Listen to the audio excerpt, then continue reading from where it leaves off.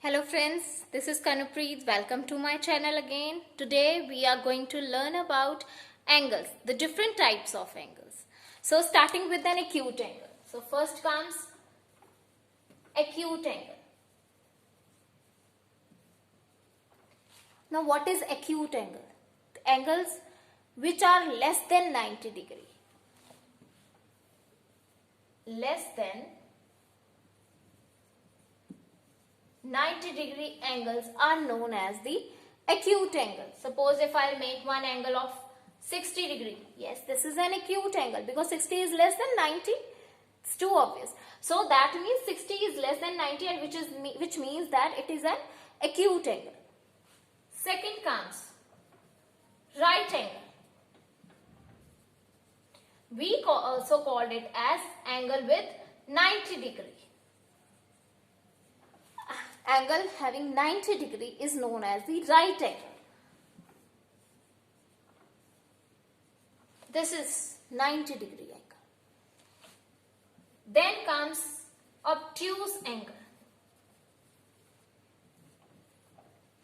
Angle more than 90 degree.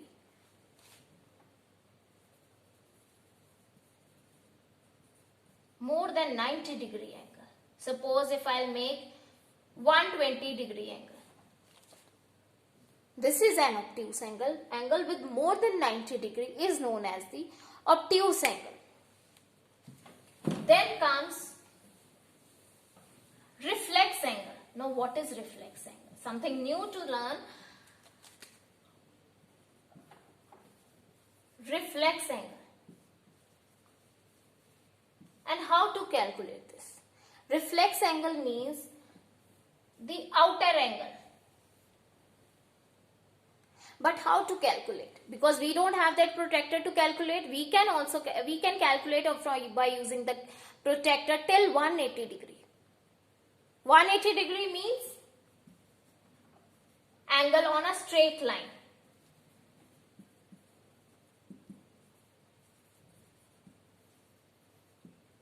This is known as the 180 degree. But now, what about this? This is not a straight line. How can we get? Suppose if I'll say this angle is of 60 degree. The inner angle which we made it is of 60 degree. And we know that around a point, the sum of complete angle is of 360 degree. So, 360 degree minus 60 degree. This angle minus this angle, it will left with just 300.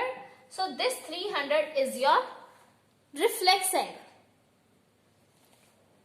Now 180 degree on a straight line. This is 180 degree.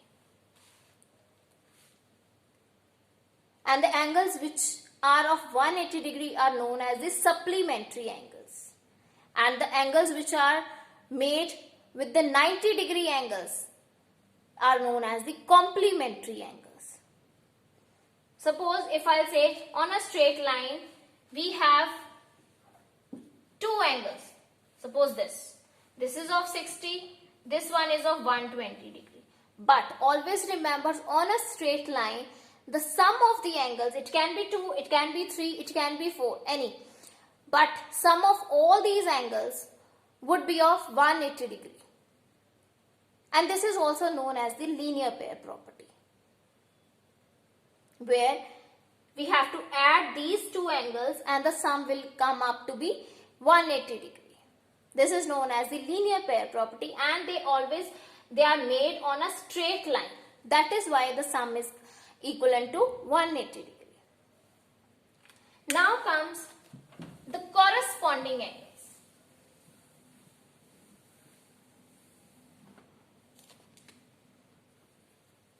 Corresponding angles.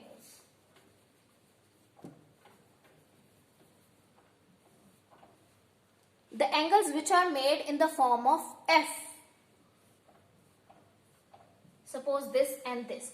This angle and this angle are of corresponding angles. Suppose angle 1, I'll name it as angle 1 and angle 2. These are the corresponding angles.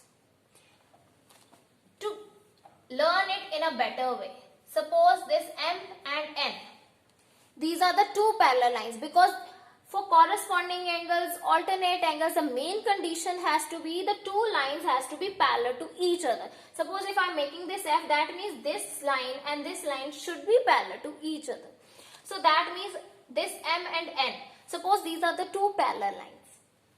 And the line which crosses these two parallel lines is known as the transversal line. Now this P is crossing these two parallel lines.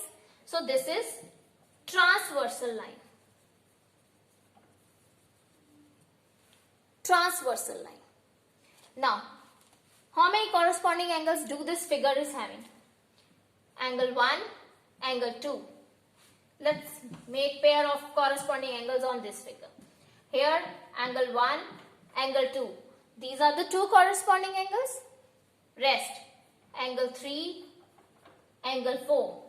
These are also corresponding angles. Then 5, 6. 5, 6. These are also the pair of corresponding angles. Then comes 7, 8. These are again corresponding angles. I hope you are getting. Now, next comes alternate angles.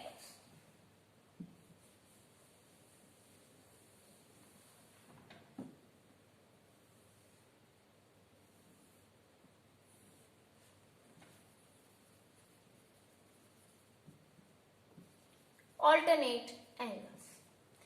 The angles which are made in the form of Z. Again with the same condition that both the lines has to be parallel to each other, the upper two lines.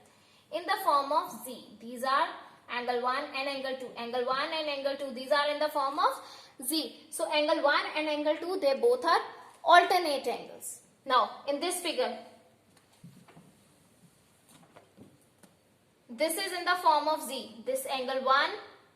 Then comes 2. Angle 1, angle 2. These are alternate angles. Then even on the opposite side, make a 3, 4. So 3, 4 are again the alternate angles in the form of Z. It can be from this side, it can be from the opposite sides. These are known as the alternate angles.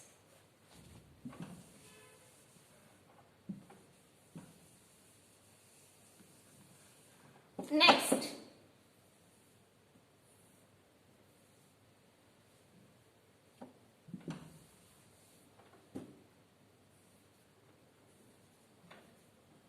these are the two parallel lines again, because all these angles exist with the same property that the two lines has to be parallel to each other. Now next comes the vertically opposite. Vertically opposite angles. What are these angles? In the form of X. Angle 1, angle 2, angle 3, angle 4, angle 1, angle 2, angle 3, angle 4. These are the vertically opposite. Here, how many vertically opposite angles do we have in this figure? This is angle 1, suppose this is 2. So angle 1, angle 2. Then comes 3, 4. These are vertically opposite angles. Similarly on this lower line, 5, 6, 7, 8. So these are vertically opposite angles. Hope you are getting. Now we have done corresponding, we have done vertically opposite, we have done alternate angles. Now which one is left? A linear pair. Again we are going to see that on the same figure. Now how many linear pair angles? How many we have? 1 plus 3. The topmost, angle 1 plus angle 3. Again, this is known as the linear pair. Always please, this you have to take care that linear pairs is not in equivalent. These are, but the sum is equal to 180 degree. So, angle 1, angle 3, the topmost. These are the two linear pair. Even angle 1 plus 4. these are on the straight line. So it can make the linear pair. Angle 2 plus angle 4. Again the sum is going to be 180 and they will make a linear pair. Similarly 2 plus 3. So they will also make 180 degree as a total angle. So they are going to be the linear pair. So I hope you all are getting what we did today.